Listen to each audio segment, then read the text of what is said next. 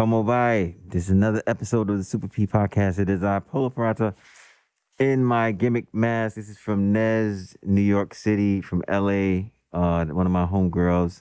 Be sure to check her Instagram out, Nez York City. She makes masks, she makes clothes.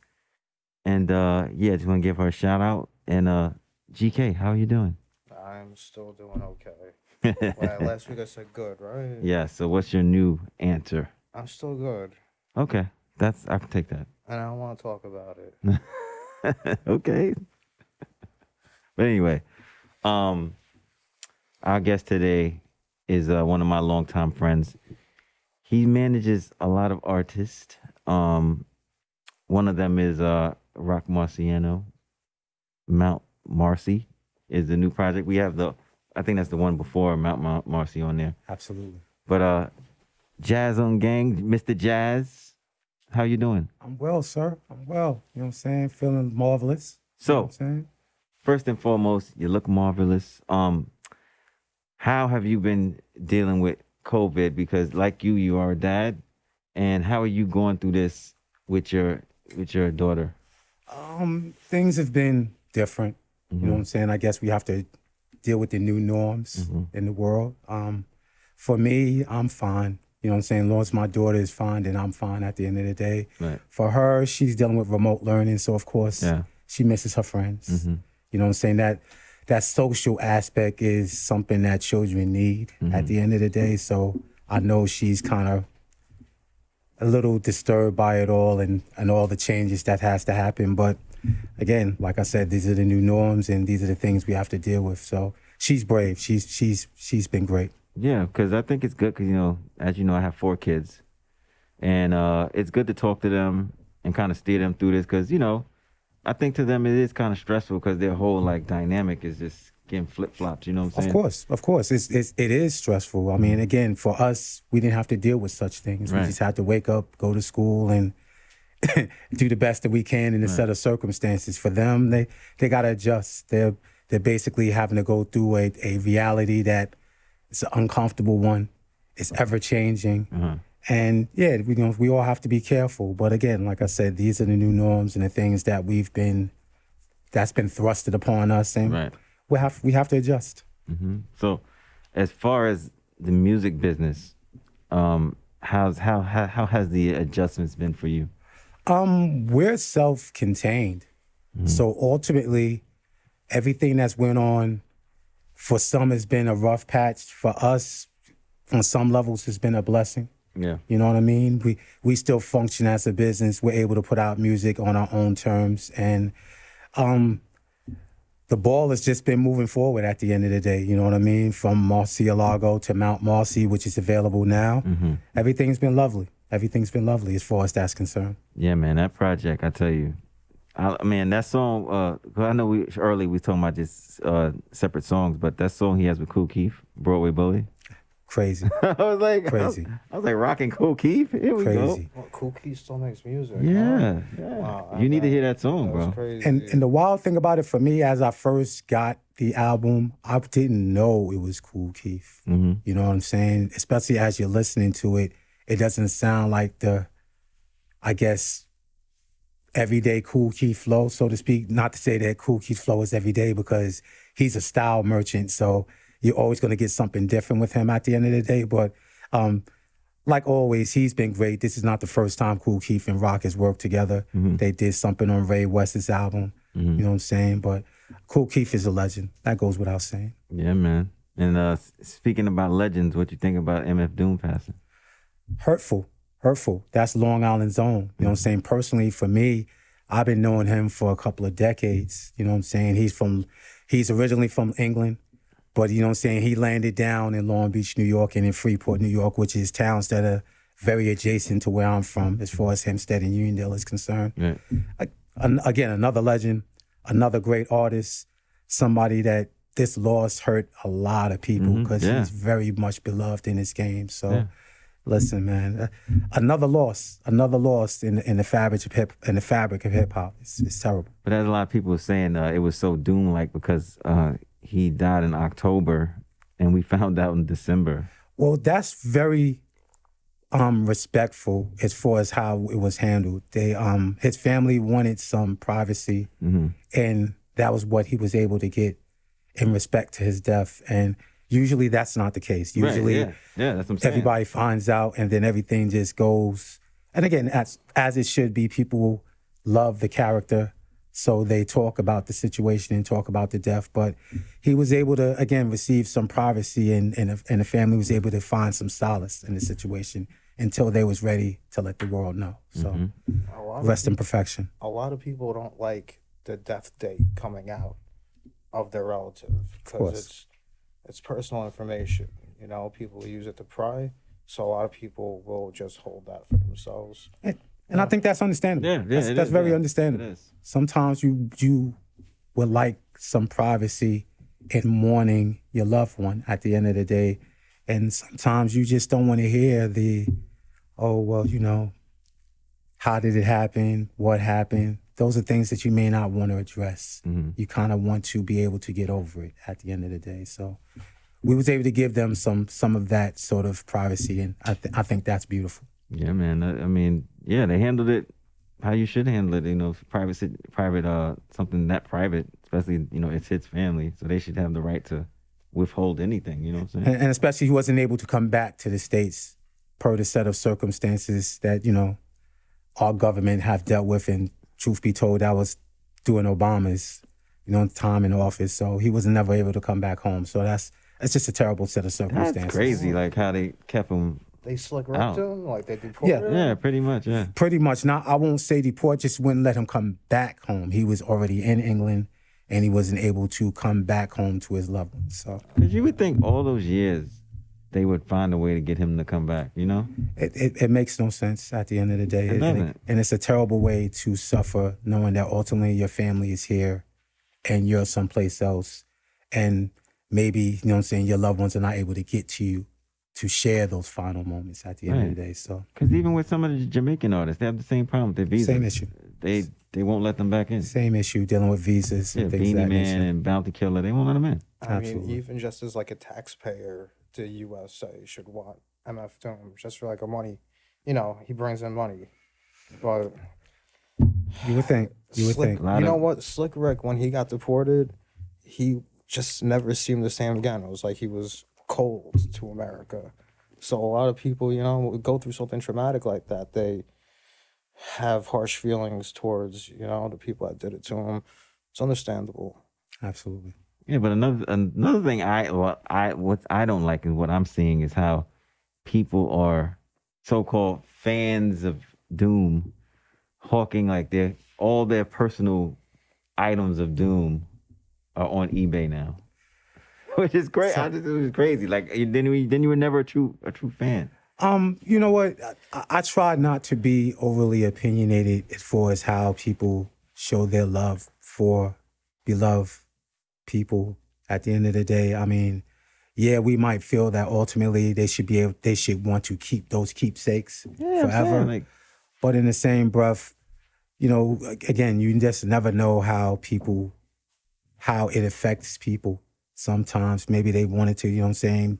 Maybe they're in money issues. You just never know. You just never know. I mean, but for me, I think, I hear you, but I think for most people, it's a cash grab. They see the sneakers at $3,000. Probably is. So it's like, you can look at it the other way around, where like if the person's actually a fan, and then they sell a pair of like the SBs, the Nike SBs, and they get $3,000 for it. They really need that money for like their mortgage or something. Exactly. Like, and that's the only thing that I'm trying to not. MF Doom, like, you know, paid their mortgage, and you know, like that's some real shit. Exactly. I don't know, because I have a lot of MF Doom memorabilia, and I'm not getting rid of none of it. Oh, you know. And some of it's worth a lot of money, but I don't think twice. It's going to sit there till it has to sit there. Well, ultimately, the pandemic has put a lot of people through a lot of different issues as far as, you know, saying their personal finances are concerned. And again, at the end of the day, if people are able to restable their footing financially and have to relieve themselves of certain paraphernalia from a beloved figure, I'm not mad at that. You know what I'm saying? Like I said, people mourn in different ways, and people have issues, you know what I'm saying, financially. And I don't think we should be so hard on everyone at the end of the day, especially during these times. Right. Just gotta be understanding. Gotta show a little bit of understanding. See, that's why you're the wise one. You know, if anybody looks at his Twitter, yeah, I mean, I will tell you that, like, some of them quotes, bro, like, you be spitting, man. It'd be like crazy, like, yo. The wild thing about that is that I'll be telling people all the time, I don't put that out there, you know what I'm saying, to kind of get people's attention. I'll be kind of putting that out there for me. Like, sometimes you got to put things into the universe so that ultimately you can see them and hear them and feel them, Right. and let them manifest at the end of the day. So those quotes really be for me. Right. Really. So you honestly. just literally be sitting at the table and just like, okay. And you just, something pops up and then you just. Something I might have read, something I might have went through in my experiences. You know what I'm saying? I definitely do a lot of reading. You know what I'm saying? That's kind of the lost art these days. People just don't read anymore. Right. You know what I mean? So yeah, those things, people would say they're prophetic, but they're not. They're just something that's coming from my heart and my soul. And I put that out there for me to remind myself of how I should be or how I should react to things at the end of the day. Yeah. Can we talk about that hat for a second? Absolutely. Okay. So the hat says Moors on it instead of Coors, right? Yes, sir. And when I met you outside, you introduced yourself as a Moor. Absolutely. That's what I am. Never heard anybody say that, you know? It's a lot of Moors, especially in Brooklyn. You know what I'm saying? That's my nationality. That to me is above anything that I can speak towards as far as something that's cultural. It's definitely not something that is religious. You know what I'm saying? This is not like a one day sort of thing. This is who I am. This is who my family is. My family are originally of the Blackfoot Indian Nation. You know what I'm saying? Some of my ancestral background can be traced to Morocco, which is, again, Northern Africa at the end of the day. You know what I mean? And yeah, I wear my nationality proudly. I mean, is it fair to say the Moors are like Black Vikings, kind of? Like, I wouldn't want to do that. You know what I'm saying? I guess if to simplify it, you might want to take it that way. But Moors have been here since the beginning of time. You know what I'm saying? Vikings are dated way after, you know what I'm saying, the Moorish Empire. You know what I'm saying? The Moorish Empire gave democracy to the United States at the end of the day. You know what I'm saying? And again, we originate in Northern Africa, and truth be told, just not to get deep into it, but where we're standing is really Northwest Africa at the end of the day. As far as, you know, say if you put the different continents together and before the split of the continents at the end. So yeah, I try to pass some information, you know what I'm saying, just to keep people aware. It's, you know what I'm saying, yes, you know what I'm saying, we are Islamic people, we are Muslims, but my disposition is not one of any sort of malice. You know what I'm saying? My disposition is one of peace. My disposition is one of understanding. My disposition is one of trying to bring people together so that we all can understand each other at the end of the day. You know what I mean? And those things are necessary, whether we talk about then or talk about now. You know what I mean? So, you know, I'm part Sicilian, so I'm a little familiar, you know? That's kind of why I said it was like Vikings. You know, from my standpoint, right? I got you. But I also don't know much about it, so, you know. That's why I said it, you know what I'm saying? If you was to simplify it, I can understand exactly where you're coming from. You know what I'm saying? Especially dealing with Italy, where even in there you have two different types of Italians, so to speak. Right. Where you have, you know, those Italians that's been connected with the Moors as well, which are a darker Italian. And then you have the other Italians that are more towards the Spanish side of things, we'll call it, so to speak. So again, it's important that we understand the likenesses of all of the cultures instead of just always pointing out the differences. Told you. Yeah, he did. Now I Maybe. know some more things Yeah, about that's things. good. You're learning. And another thing you be doing also on Twitter that I got to bring up is how you educate people like on streams and how streams are, you know, how they go. and you have these graphs and you really break it down, bro. Like, Information sharing is a lost art. People act as if you share information that you somehow are going to lessen your position. For me, I feel as if that information needs to be shared, especially if you're in a situation where you want to be independent. You want to maximize what you're doing, whether we're talking about streaming of music or I don't care if we're talking about podcasts, which we're doing right now. That information is allows you to monetize in a proper manner and get your footing together as far as this business is concerned, because the powers that be don't want you to be rich or to get your money the way you should get your money, and to be self-contained and be independent. You know what I'm saying? As a business person, they'd rather just pull you into some sort of conglomerate, say this podcast gets extra large, a big podcast distributor will pull you in and not give you any information. Pay you a couple of dollars, of course. But if they're giving you that money, imagine what you could have got on your own. right. You know what I mean? And a lot of this information goes back to conversations that I used to have with Combat Jack, God rest his life, Reggie Jose. Rest in peace. He always preached the aspect of information, the aspect of service, and the aspect of sharing information. That's everything of what he was about at the end of the day. So I try to just, take, again, more of those things that I picked up along the way and try to push them forward, pay it forward. Yeah, because I know it's probably been beneficial for you and Roc, just, because you guys are independent and you guys been independent and been pretty good at it, for years. Well, it came down to a situation where, we've been part of the game, just taking it backwards. Roc was signed to Flip Mode as far as Electro Records with Busta Rhymes. Roc was signed to Flip Mode? Yeah. You know what I'm saying? We was the last artist, a part of the whole Flip Mode thing, you know what I'm saying? Roc is on certain songs, doing the Flip Mode time. That's crazy. Also, Roc was signed to SRC with Steve Rifkin, you know what I'm saying? Truth be told, Mossberg was in Steve Rifkin's hands and he didn't believe in it, you know what I'm saying? So that album ends up being the classic that it is because we believed in it and we decided to, branch out independently and connect with an independent distributor and get that music out there. So it's been something that we've always been willing to do, which is bet on ourselves. And when you bet on yourself, you have to arm yourself with information. You have to arm yourself with what you need that will be necessary for you to maximize and monetize properly. Would you ever be willing to sign a new artist, or is it like we already have? You know what I'm saying? We manage Stove God Cooks. His album is out now. Reasonable Drought. Rookie of the Year, if I might say so myself. Sheesh. You know what I'm saying? It's Fire. Stove God is an incredible artist, and it's been a pleasure working with him. You know what I'm saying? And I do consultation work for a lot of different artists in the law. I don't always need my name out there.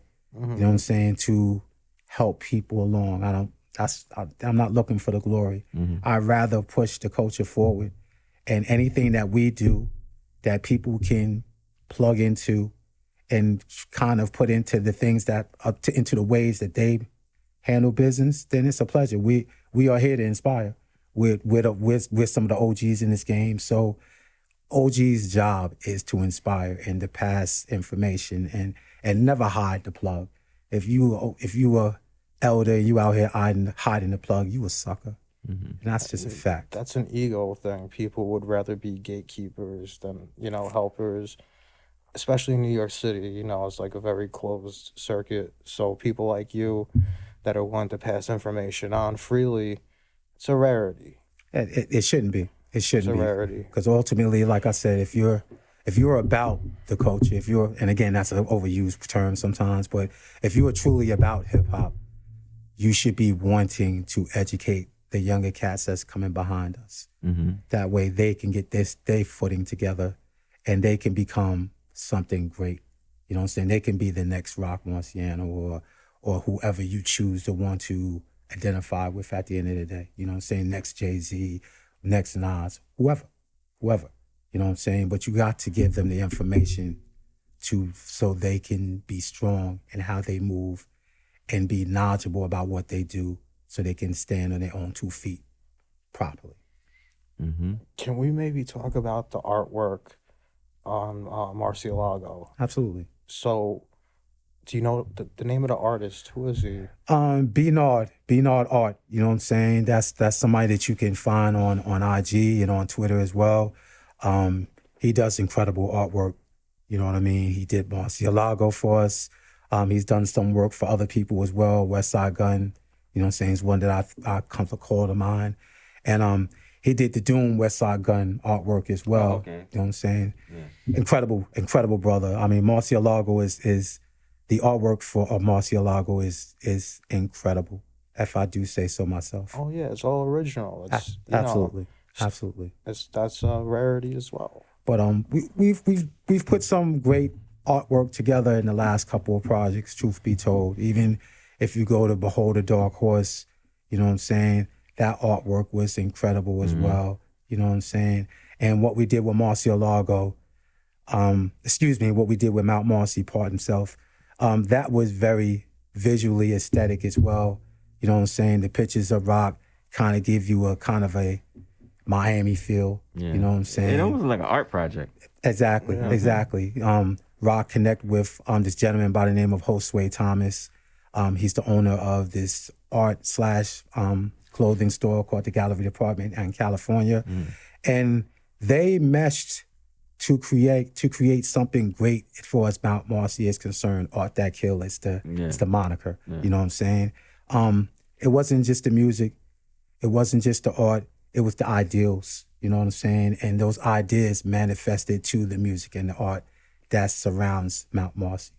Incredible piece of work. Is the vinyl that's on the table the one with like the bullet holes in it? Do you know what I'm talking about? Yes. Yeah. Is that it? It's not bullet holes. It's just a vinyl variant. You know what I'm saying? You know, we tend to want to do different things. The bullet hole one would be for Mount Marcy. Okay. This was just a spackled sort of feel for Marcialago. And we had a couple of different vinyl variants. We always do that as far as when we put out music. We'll put out a regular black variant, then we'll have a limited edition variant, and we might have one or two other variants just for people who just want to be the record collectors of the world. Right. That's important. Yeah, because they came out with I remember they came out with a gold joint for Rosebud's Revenge. Absolutely. Which I have. Absolutely. And I just didn't want to take it off the wall, so. Listen, I'm sorry. It's all love.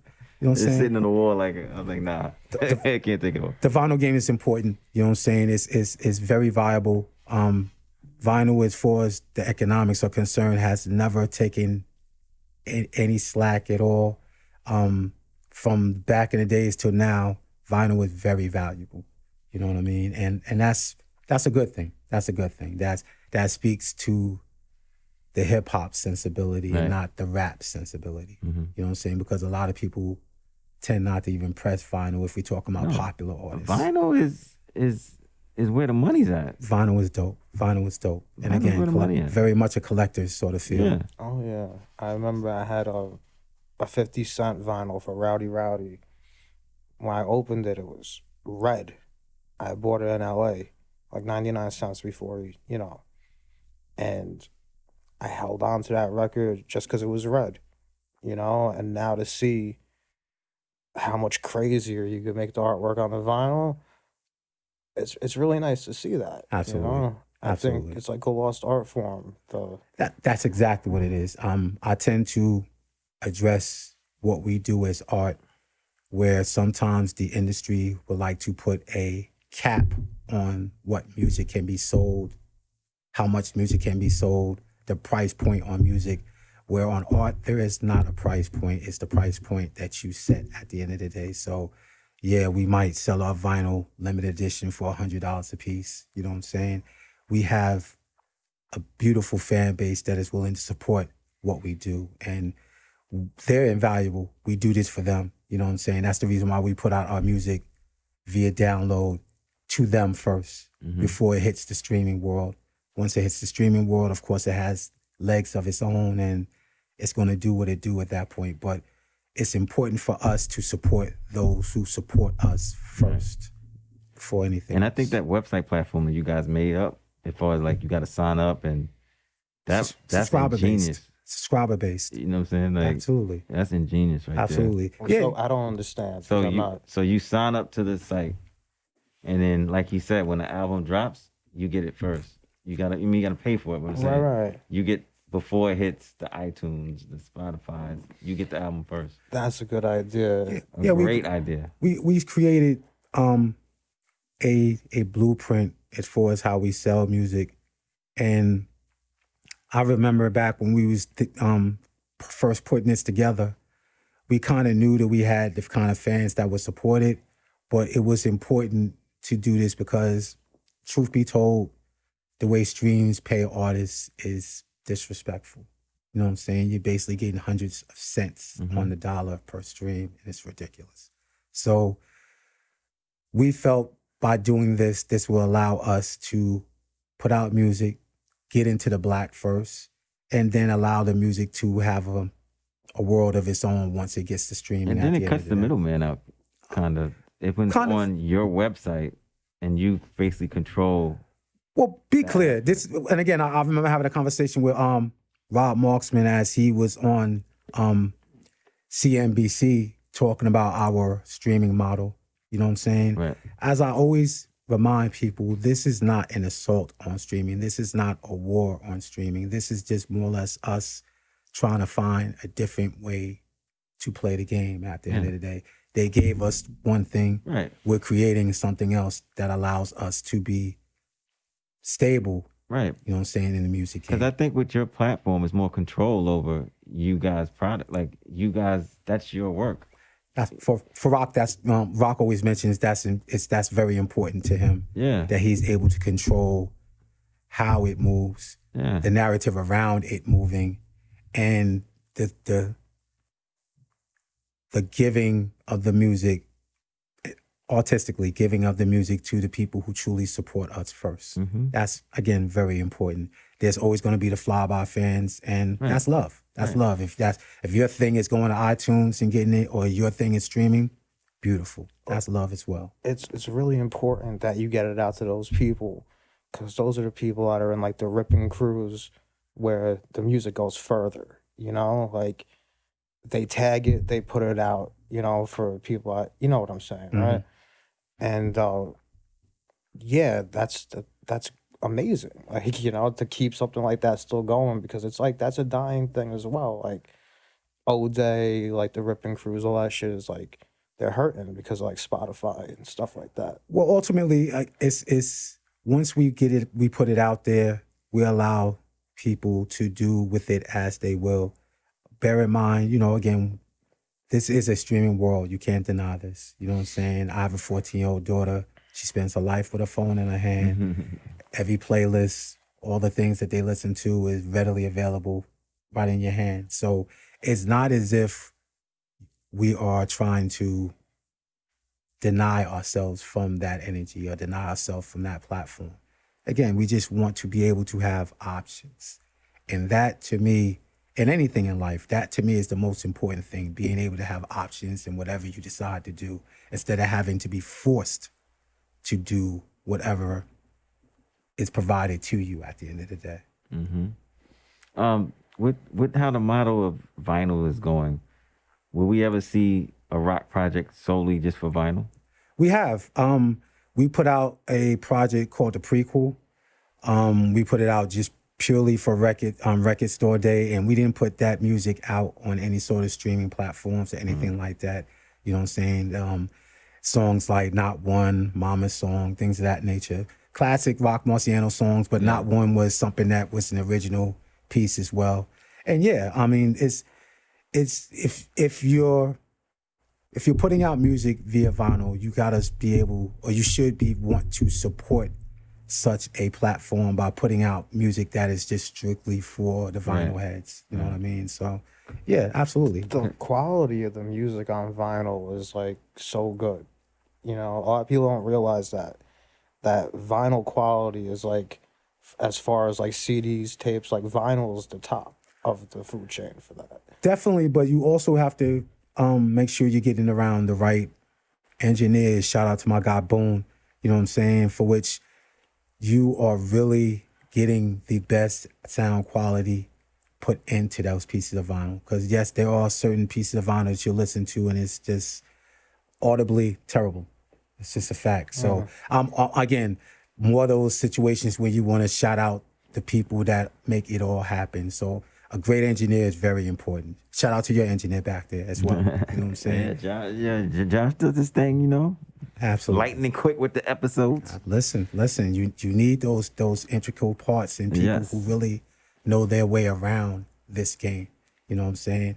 Yes, we can always talk about the rapper or the podcast host, but it takes a team to make things like what we do work. Where does this go next? Like, you're making music, like, are they got like movies or like boxing? You gotta have people fight. Like, is there a next step for this? Music is something that ultimately is going to find its way in every part of life. You know what I'm saying? Music is, I'm sure, like you, like me, you know, you wake up and probably one of the first things you do is turn on something. So music is a part of people's lives. So, you know, of course you hear the soundtracks of movies, especially hip hop, you know what I'm saying? The jingles on commercials, you know what I'm saying?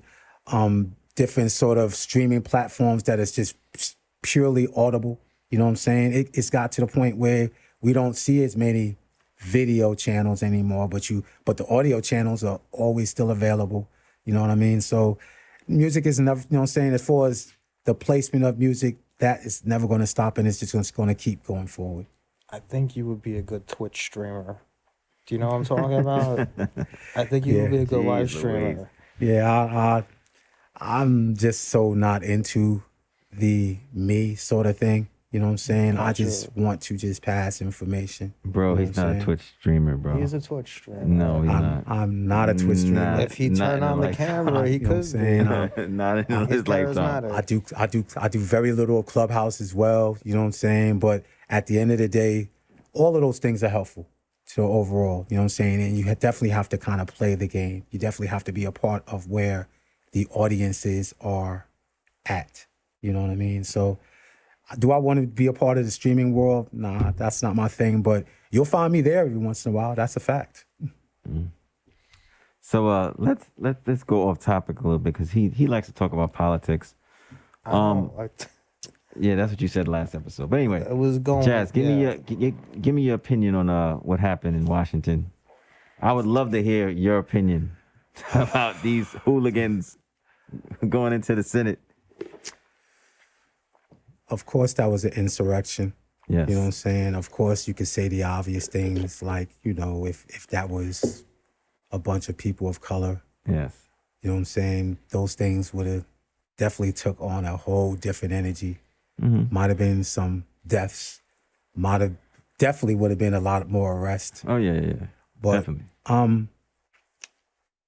There's things that could be learned from what happened as well. You know what I'm saying? And this is the part that people are not going to want to hear. You know what I mean? For you to acclimate change, you have to do something different. For you to get the respect of governments and people that are in government, you have to rebel a little. Revolution is the center of this country and its independence. So I'm not one of these people that's always like, oh, go run and vote.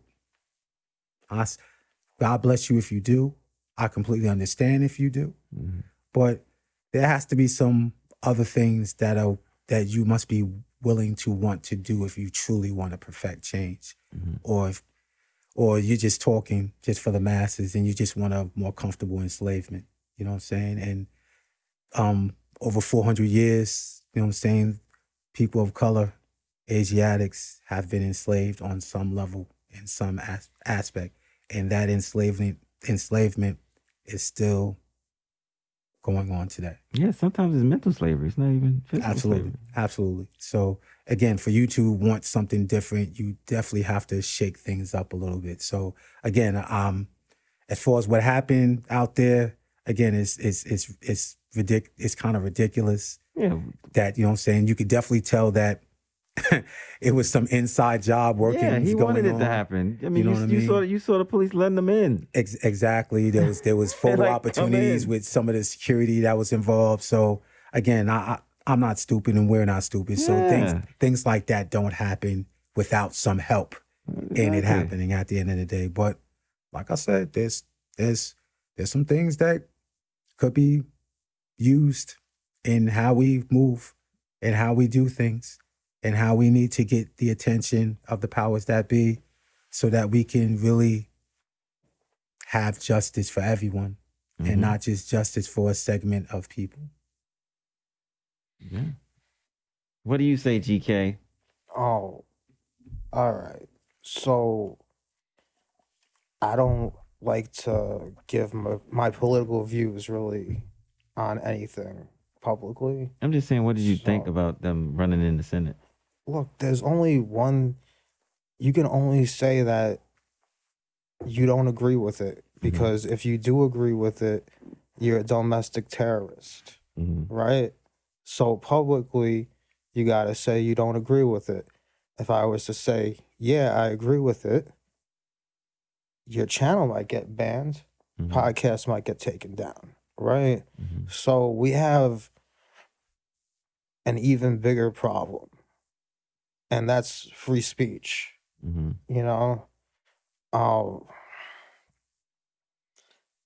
and I don't know what we could possibly do about it. So, yeah, I disagree with what happens in Washington, D.C. Listen, Okay. that's a very politically correct answer, Yes, and that's you know, completely understandable. Yeah, he tends to go that way. Nothing wrong with that. Nothing wrong with that. But But what he says is 100% right. There is some issues with, you know what I'm saying, certain freedoms, especially freedom of speech. But again, these are things that are not new to how we live these days, and where a segment of audience is able to speak their mind and another segment of audience may not be able to do so, and if they do, there's severe consequences. repercussions, as they say. Exactly that come with it. I don't tend to go that way. Mhm. But when I voted, right, we'll just cut right to the fucking chase. I didn't vote for either one of these guys. I wrote in, you know?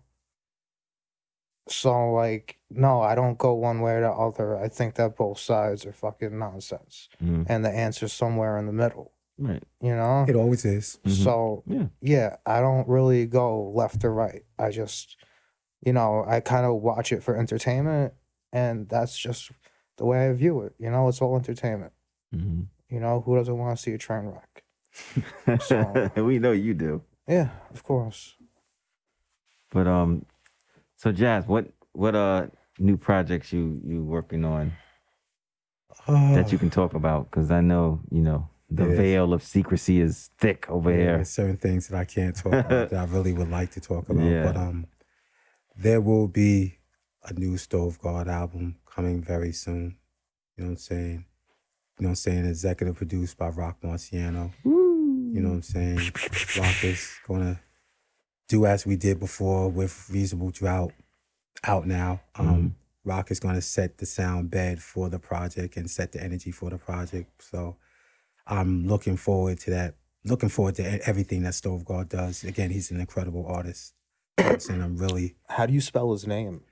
Stove Guard, literally as it's spelled, STOVEGOD, Cooks, COOKS. Stove Guard Cooks. I'll check it out. You know what I mean? Yeah. Also, you know what I'm saying, you're gonna be receiving a lot of work from Roc Marcianos this year as well.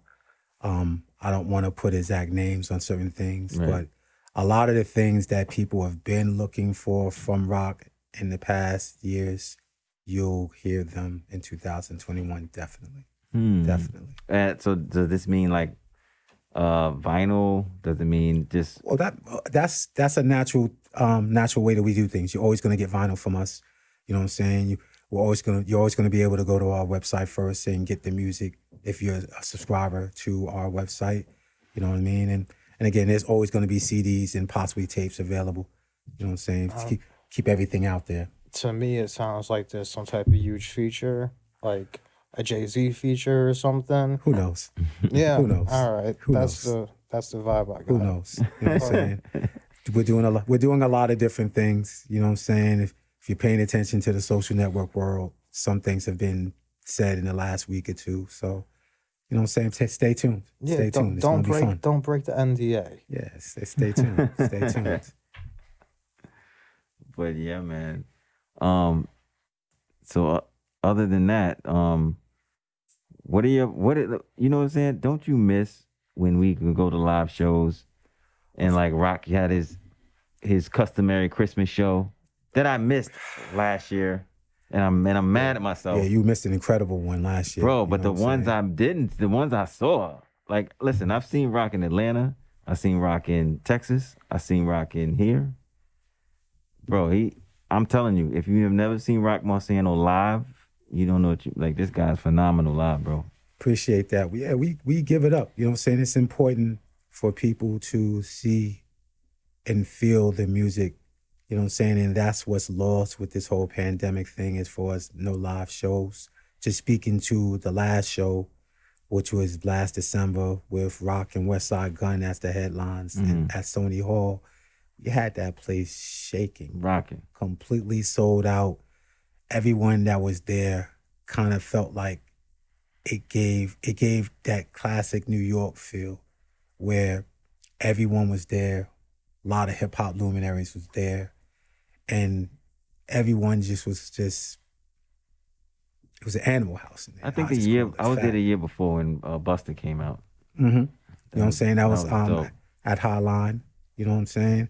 And again, Buster's a staunch Roc Marciano advocate. Right. You know what I'm saying? Their friendship spans not just businessly, but a lot of years. You know what I'm saying? And Buster is very proud of what Roc has been able to do on its own. You know what I mean? So it's dope as far as that relationship is concerned. But to answer your question, I sorely miss live shows. Sorely miss live shows. You know what I'm saying? But we're gonna put something together very soon. I'm putting some virtual shows together. And information Twitch. about that will be very soon. Twitch. Not Twitch. Again, if you know anything about me, I'm one that I want to control the vessel that I put our content on. Gotcha. You know what I'm That's saying? the way to do it. In which Twitch is controlled by a bigger set of circumstances which would not allow us to monetize properly. So I'm working with some people. My man Robbie, you know Robbie. Robbie Fingers. You know what I'm saying? My old podcast mate. Absolutely. And FanFest is the platform. And we're planning on doing some amazing things with that platform, which will allow us to stream, monetize, sell merch, and connect. You know what I'm saying? People can conversate while they're, you know what I'm saying, viewing the stream. So I'm excited as far as what we plan on doing in 2021. What, you said FanFest? Yes, that's the streaming platform. That's the streaming platform. FanFest. Just hit up Robbie Fingers. She'll explain it to you. Yeah. So before we end the show, because we are about to end this, I just want to tell you, Jazz, one of the reasons why I really give Roc a lot of respect as an artist, and this as a human being, because I know him personally. When he rhymes, he doesn't rhyme where the song is behind. He just rhymes the songs. And I mean, I've seen him for years and he's never used that technique. Well, you know how it's how some people, they have their song playing in the background and they're rhyming. Roc I never heard him do that. Well, again, this is the moment that I'll talk a little shit. You know what I'm saying? First off, as far as I'm concerned, there's nobody better than Roc. Nobody. You know what I'm saying? I don't care who you want to mention. I don't care, you know what I'm saying? Older cats, younger cats coming in the game. No one's better than Roc. His style, again, he's a style merchant. He has a lot of different swords for which he can channel at the end of the day. But for what you're talking about, that is a very jazz sort of style. Like if you listen to jazz music and the creators of that sound, they're able to scat. They're able to find different points and gaps in the music and fit whatever ideals or instrumentation they need in those little gaps. Roc kind of uses his voice as an instrument to do exactly that. You know what I'm saying? And again, it's to me, it's incredible. You know what I'm saying? As far as the musical theory behind the MC, not just the fact that he's able to put verbs and nouns together. You know what I mean? So, yeah, Roc is incredible. And on that note, so where can they find you if you want to be found on the internets? Let's just start off by saying this. Always, for all information, Roc Marciano orientated.